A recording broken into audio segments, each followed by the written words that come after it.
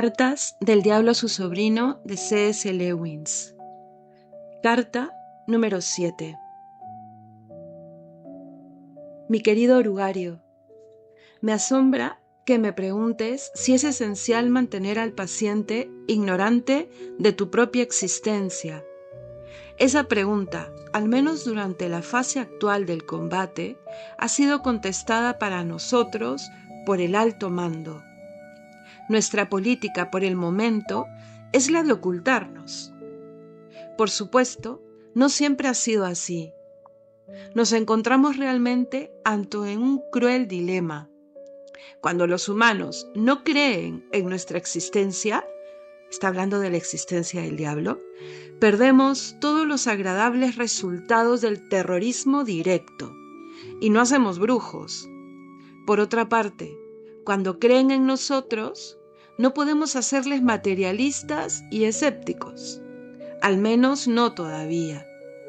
Tengo grandes esperanzas de que aprenderemos con el tiempo a emotivizar y mitologizar su ciencia hasta el punto de lo que es, en efecto, una creencia en nosotros, aunque no con ese nombre, se infiltrará en ellos mientras la mente humana permanece cerrada a la creencia en el enemigo, es decir, en Dios. La fuerza vital, la adoración del sexo y algunos aspectos del psicoanálisis pueden resultar útiles en este sentido. Te explico. Si alguna vez llegamos a producir nuestra obra perfecta, el brujo materialista, el hombre que no usa, sino meramente adora lo que vagamente llama fuerzas, al mismo tiempo que niega la existencia de espíritus, entonces, por fin, el fin de la guerra estará a la vista. Pero mientras tanto, debemos obedecer nuestras órdenes. No creo que tengas mucha dificultad en mantener a tu paciente en la ignorancia. El hecho de que los diablos, entre comillas, sean predominantemente figuras cósmicas en la imaginación moderna te va a ayudar.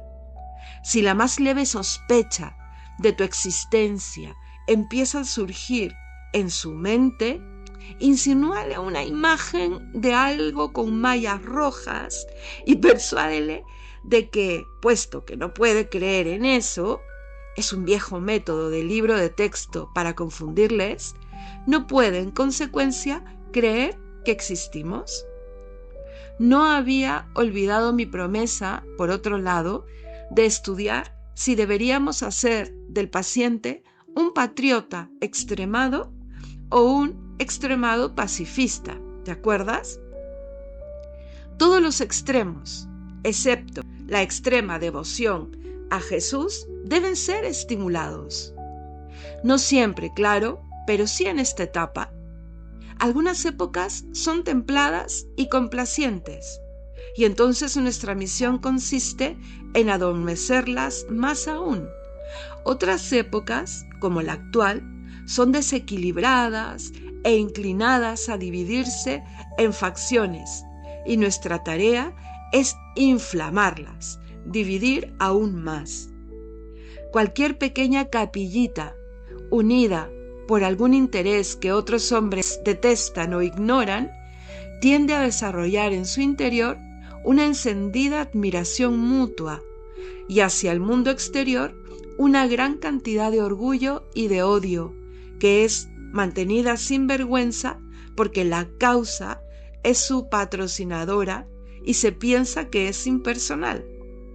Hasta cuando el pequeño grupo está originariamente al servicio de los planes del enemigo, esto es cierto. Queremos que la iglesia sea pequeña, no solo para que menos hombres puedan conocer al enemigo, sino también para que aquellos que lo hagan puedan adquirir la incómoda intensidad y la virtuosidad defensiva de una secta secreta o una dique.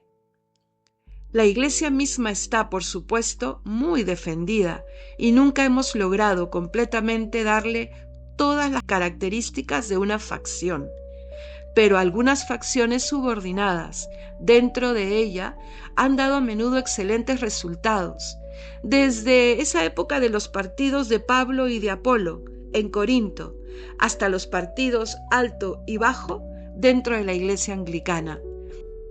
Si tu paciente puede ser inducido a convertirse en un objetor de conciencia, se encontrará inmediatamente un miembro de una sociedad pequeña, chillona, organizada e impopular, y el efecto de esto en uno tan nuevo en la cristiandad será casi con toda seguridad bueno, pero solo casi con seguridad. Tuvo dudas serias acerca de la licitud de servir en una guerra justa antes de que empezase la guerra. Es un hombre de gran valor físico, tan grande que no tendrá dudas semiconscientes acerca de los verdaderos motivos de su pacifismo. Si es ese tipo de hombre, su pacifismo no nos servirá seguramente de mucho y el enemigo probablemente lo protegerá de las habituales consecuencias de pertenecer a una secta. Tu mejor plan en ese caso sería procurar una repentina y confusa crisis emotiva de la que pudiera salir como un incómodo converso al patriotismo. Tales cosas pueden conseguirse a menudo, pero si es el hombre que creo, prueba mejor con el pacifismo. Adopte lo que sea, tu principal misión será la misma. Escucha bien, déjale empezar por considerarse el patriotismo o el pacifismo como parte de su religión y después déjale, bajo el influjo de un espíritu partidista, llegar a considerarlo la parte más importante. Luego, suave y gradualmente, guíale hasta la fase en la que la religión se convierte en meramente parte de la causa, en la que el cristianismo se valora primordialmente a causa de las excelentes razones a favor del esfuerzo bélico inglés o del pacifismo que puede suministrar. Es decir, reduce su fe a cosas tan concretas pero tan baladíes como si es pacifista o si es bélico. La actitud de la que debes guardarte es aquella en la que los asuntos materiales son tratados primariamente como materia de obediencia. Una vez que hayas hecho del mundo un fin y de la fe un medio, ya casi has vencido a tu hombre, e importa muy poco qué clase de fin mundano quiera él perseguir. Con tal de que los mítines, panfletos, políticas, movimientos, causas y cruzadas le importen más que las oraciones, los sacramentos y la caridad, será ya nuestro. Y cuanto más religioso en ese sentido, más seguramente nuestro. Podría enseñarte un buen montón más adelante. Tu tío cariñoso, Scrutopo.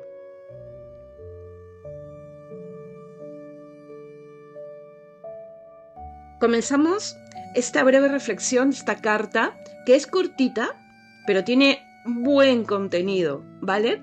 Mira, es increíble cómo empieza con esto que es tan importante que nosotros tengamos en claro con respecto al demonio. La tentación del demonio hoy en día, sobre todo en estos últimos tiempos, es hacerte creer que no existe. Y esa es toda la primera parte de esta carta, ¿no? Y que te quede como una enseñanza fundamental. Nunca te olvides, el diablo intentará hacerle creer a los tiempos de hoy que no existe, que es un cuentito.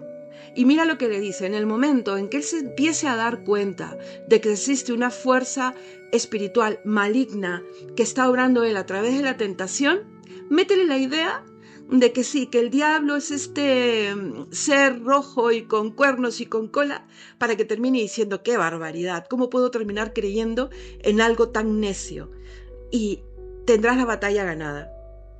Y luego pasa, recordando el tiempo que estaban viviendo el mundo, el momento que se escribe esta carta, que es la Guerra Mundial, a decirle, a recordarle y a instruirle sobre cómo tentar llevándole a los extremos. Ojo, segundo punto que tenemos que tener súper claro. Mira lo que le dice. Y recordándole, ¿se acuerdan que lo vimos en la segunda carta? Es importante que disiernas, le decía al sobrino, si él tiende a ser patriota, que quiere la guerra, o pacifista, que no está de acuerdo con la guerra. Y mira lo que le dice: todos los extremos son importantes, así que llévale a ser un extremado patriota que quiera la guerra y meterle esa idea, o un extremado pacifista y estimúlale por ahí. Y le dice: el único extremo que no debemos permitir nunca es el extremo amor a lo que él llama el enemigo, que es a Dios. Entonces, esta es una moraleja, querido hermano. La virtud siempre es el justo medio. Cuando tú te veas llevado hacia un lado o hacia el otro, incluso aunque parezcan aparentes virtudes, tienes que decir: cuidado. La virtud es el justo medio. Tu única pasión, tu único toque, como le decía yo una vez a alguien, tiene que ser el amor por Dios. Eso es lo que tú tienes que estar a tiempo y a destiempo. Aquí no hay pierde. Y el diablo es paciente, ¿sabes? El diablo cree que tiene todo el tiempo para batallar, y por eso le dice: van a haber algunas épocas en la sociedad, en la misma vida de tu paciente, en donde todo parece ser muy tranquilo, muy complaciente. Entonces tú tienes que adormecerlo aún más. Y eso me hace acordar a los tiempos de hoy. En la época de las guerras, claro, el mundo estaba llevado a esos extremos de la batalla, del hambre, del miedo, de la guerra. Y hoy en día, al no haber una guerra directa para mayor parte de Occidente, pues, ¿qué hace el diablo? Pues adormecernos en luchas que no tienen sentido, en tonterías, y en tonterías que nos atrapan, que nos hacen esclavos, en adicciones, en fin, ¿no? Por eso él mira lo que le dice: adorméceles, vuélveles complacientes. Y cuando es una época difícil, divídelos, desequilíbralos, dividiéndolos en fracciones. Lo que pasa en la guerra, ¿no? O tú eres de un bando o tú eres del otro, o tú eres pacifista o tú eres belicista. Yo creo que en estos tiempos vivimos un poco de los dos tipos de guerra. Estamos en la época adormecida por el exceso de hedonismo, de materialismo, pero también nos quieren dividir.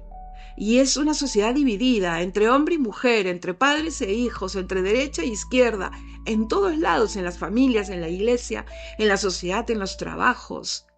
Sean conscientes para que no caigamos y para que seamos realmente luz que pueda llamar la atención sobre estas batallas que vienen del mal, que vienen del malo.